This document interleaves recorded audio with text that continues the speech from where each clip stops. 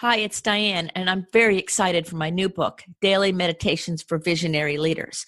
Check it out on my website, visionsapplied.com/meditation. Now, on with the show.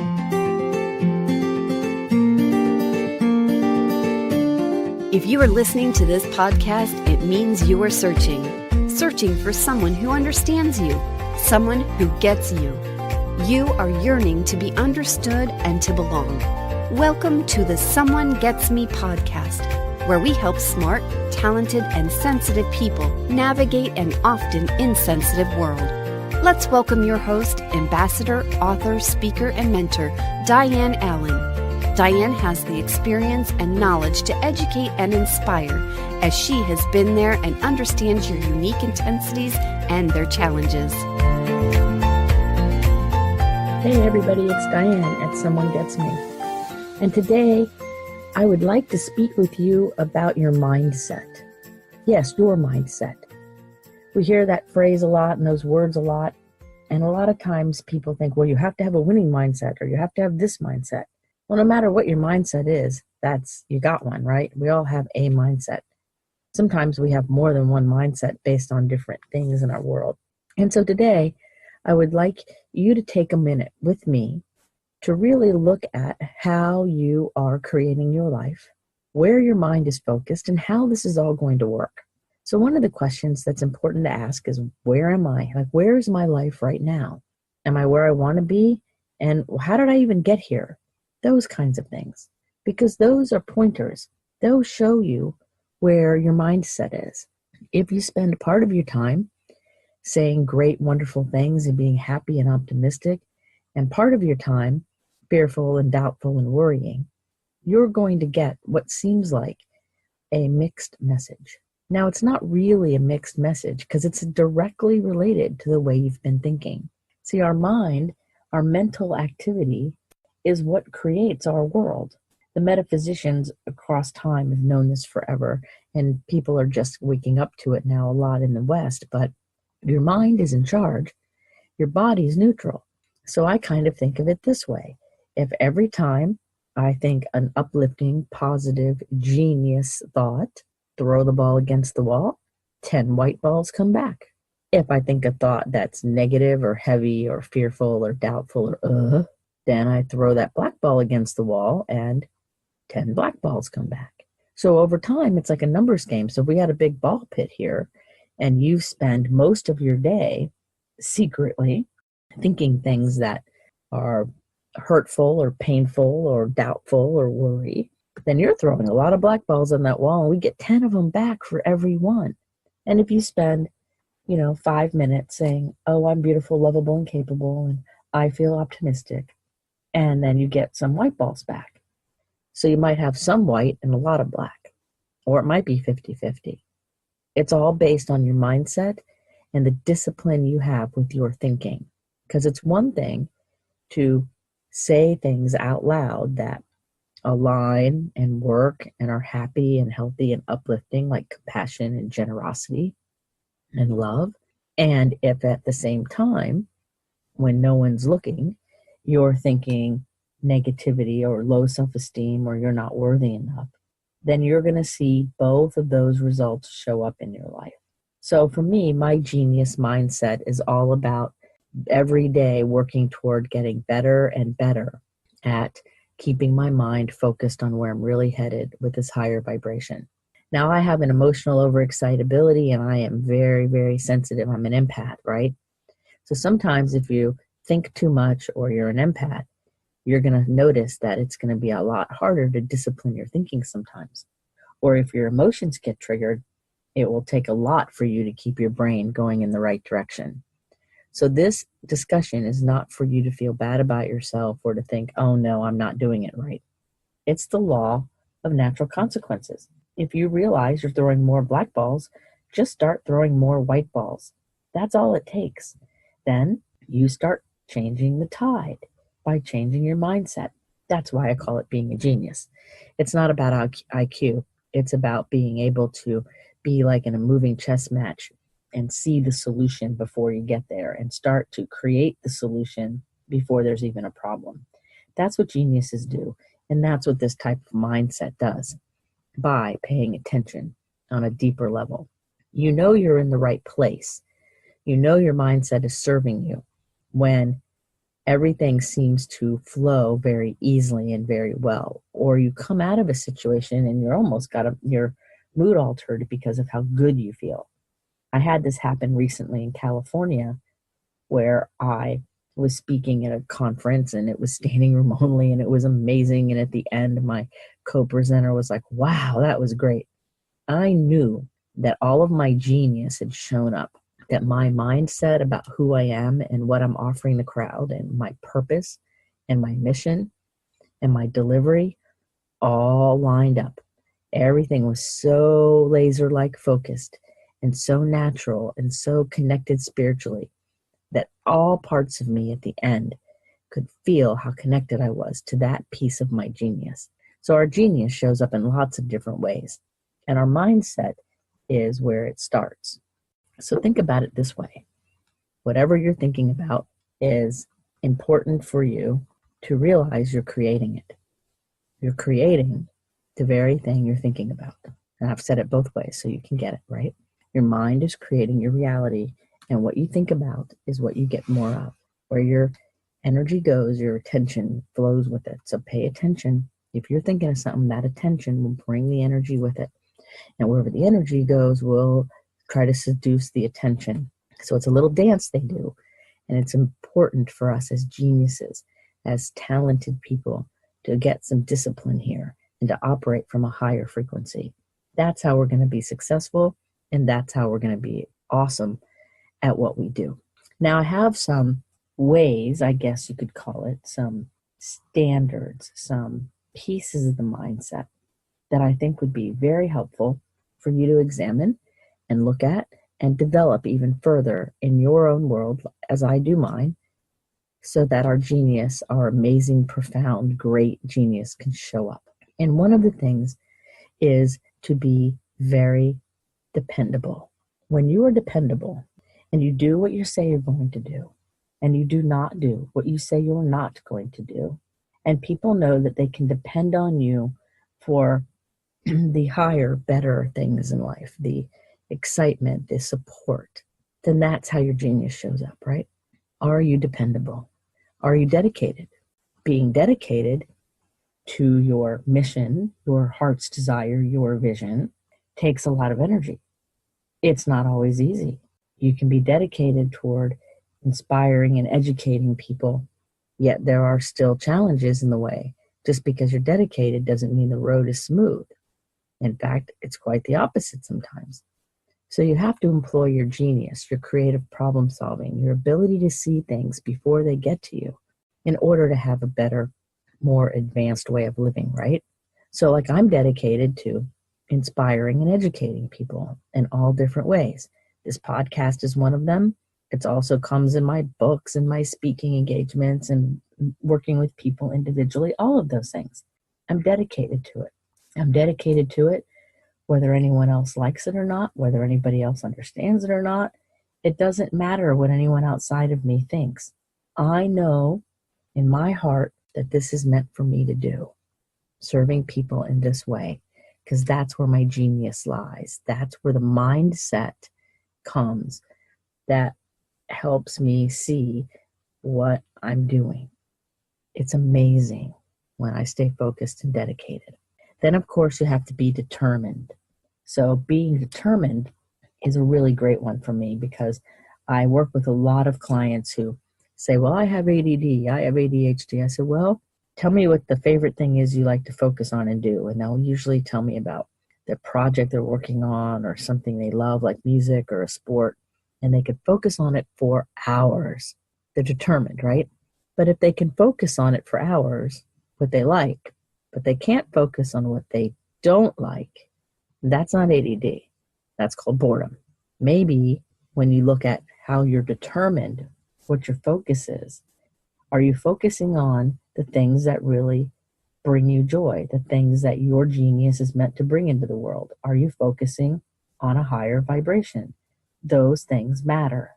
If you're trying to play small or you're beating yourself up because you're not focused perfectly on something that is inconsequential to you, then you might want to look at how come you're even engaged in something inconsequential. Like I said in the beginning, the question about my genius mindset is, where am I and why did I get here? What's up?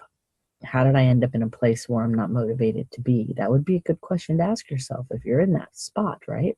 You got to have some understanding. Then you want to be driven. And driven doesn't mean machine-like. It doesn't mean being a machine or working 100,000 hours all the time, work until you drop over and then rest and get up and do it again. Driven means you have a laser-like focus. So it's the difference between driving a really fast, high-end car or a motorized bicycle to get to where you're going. How are you getting there? What is the focus? What is the destination? Do you have a map? What's the terrain? Are you driven, to go up a hill as well as go down a hill? How are you going to handle challenges? That's what driven means. You can always tell when somebody's not real driven toward their goal because the first obstacle or the first disappointment and they give up or they throw in the towel or they get all dejected. And all great vision, all amazing genius that you've got inside of you that's unlocking every day is going to have challenges come up, but it's meant to come forward. So are you able to be driven to the other side, to get through it without turning yourself into a machine? That's where having a really strong meditation and quiet life process really works. Then you also want to be devoted.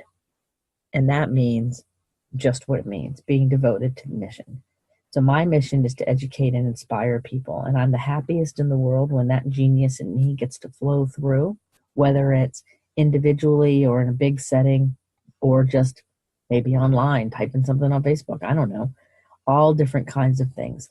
The genius that I have that is devoted to the development and service of other human beings on this planet is so strong in me that it happens at every opportunity I can.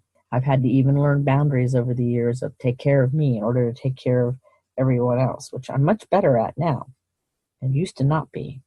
That's why I can tell people about it, because it's very easy to get all caught up in being devoted to something and losing yourself. So devoted does not mean losing yourself or turning into some kind of machine.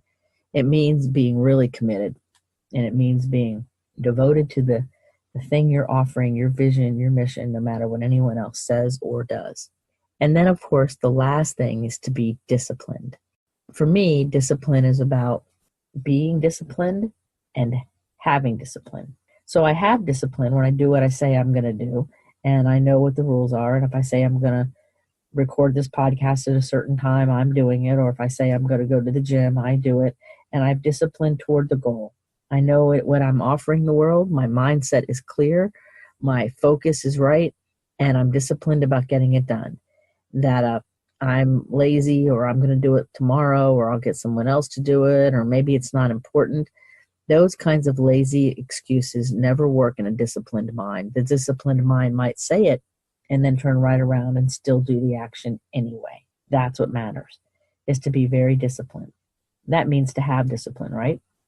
Now, to be disciplined is another piece of it. That means if you're getting off track, like you're being a little bit slower, or maybe even lazy, or maybe you're trying to go far too fast, or maybe you find yourself off course a little from the actual mission, then your genius and the genius of the world, whether it comes through other people or situations, ends up disciplining you. That's on the Gong Show, it was pulling the person off the stage, or sometimes it's one of those friends that comes and gets in your face and says, what are you doing? You don't have to live like this. What are you doing? And helping you see that you're off track. So to be disciplined doesn't always feel very good. And it certainly isn't the thing we always are going after. But if we don't have discipline and we're not really focused and we don't let our genius kind of run the mindset all the time, then without being disciplined and receiving feedback from others and from situations and ideas, we can be off course for a long time and we will regret it much later. So to be disciplined sometimes may not feel great, but if you have somebody in your life who really helps you stay on point, they are a good friend. They are a good mentor. They are someone who cares about your outcome. Like as a mentor, I discipline in that way a lot of the people I work with because they tell me one set of goals that they have that they want, and then we're working toward it, and then they get distracted in this chaotic world. That's easy. And then when I say, well, what about what we were working on? What about that? Oh, well, it doesn't really matter. Well, no, it does matter. It does matter. So where is it really? Have you been seduced away and you're going to regret it? Or did you really change your mind? Or how does that work? And that's a form of me being a mentor who is willing to be the person who's helping bring some discipline to help my visionary, bright client stay focused so they don't look back with regret. So a person who's willing to be in that role for you is a great asset. I have people in my life who say those kinds of things to me, like, oh, you're going to do this? What are you doing? What about this other thing over here? And they help me stay focused, and they help me stay where my mindset is letting all the parts come together so my greatest genius can come out, just like you. Your mindset allows your greatest genius to come out when you give it enough space. If you cover it up with toxic music, go, busyness, all of these things that can distract or cause chaos, then your own personal genius has a hard time showing up really in its full beauty. And then your highest vibration, your highest frequency starts to drop, and that's not the goal. So your genius mindset is your own personal way, your own personal mindset that brings forth your energy, your happiness, your joy. It's the part of you that allows you to live your heart's desire and your life's mission, no matter what the obstacles. And so when you're dependable and determined and dedicated and driven and disciplined and devoted, right, you then allow your genius to show up. And then you can step into more happiness, more peace, and more joy. So now how do we do this? It's a lot of things, and sometimes it sounds like it's arduous work, but it's not really. Because when you let your inner greatness show up, then all things work really well for you. It's letting the inner greatness show up. And one of the things I'd like to invite you to do is to every morning when you're getting ready for work or you're up out of bed, you're moving around, say, today I'm going to make my chief aim, my number one aim today is to let my personal, unique, cool, genius mindset show up. However it's going to show up, whether it shows up in a visioning thing or writing something or talking to somebody, how am I going to let my genius mindset show up and make that your number one priority for the day, no matter what it is, and no matter where you are or who you're around? Bring all of you to the table in a genius way, and then allow yourself to take responsibility for how the day unfolds, taking responsibility for what happens, what you say, who you talk to, how you think about things. Again, asking yourself the questions of how did I get here and what's happening and what can I do about it?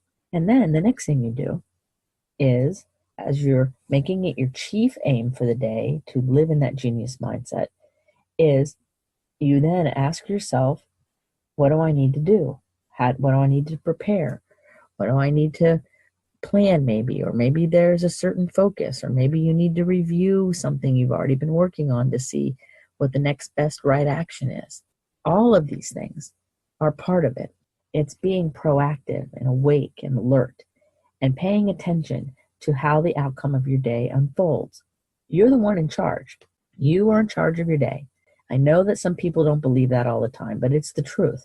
Whatever you say is going to happen, it's going to happen. So if you say you're going to be joyful and happy no matter what the circumstances are around you, you will. Now that doesn't mean the circumstances change. It means you don't let outside circumstances change you. So maybe you might want to say, if things are a little tenuous, or maybe you're realizing your genius hasn't been showing up, you might want to ask yourself, what new kinds of energy do I want to bring into my life? Do I want to surround myself with people who are forward-thinking and upbeat and positive and supportive? Or am I going to surround myself with people who maybe are a little bit more depressed or heavy or not as motivated or not as dedicated to their life mission like you are? Because when you're dedicated to your life mission and you're disciplined and you're going after it, the new energy you want to bring into your life are other people doing similar things with their genius. They're disciplined in their genius. They're dependable using their genius.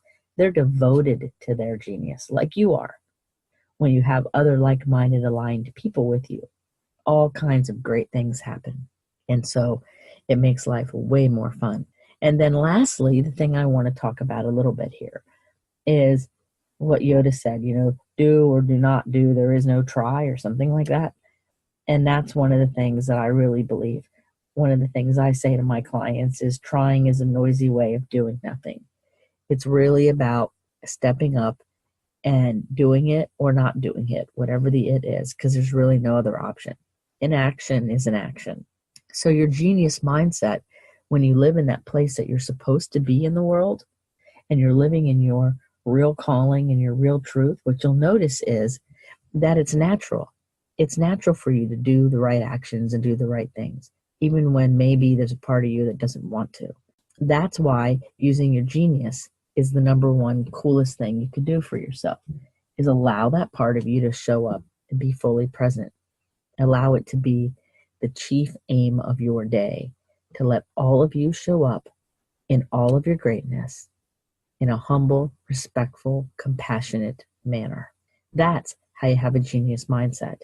That's how you raise your vibration. And that's also how you bring goodness to you and everybody else in the world.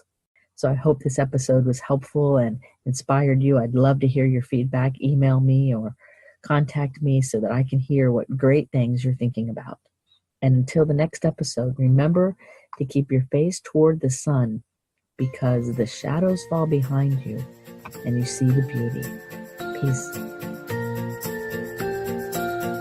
Are you tired of searching for someone who understands you? Join our Facebook group, Someone Gets Me.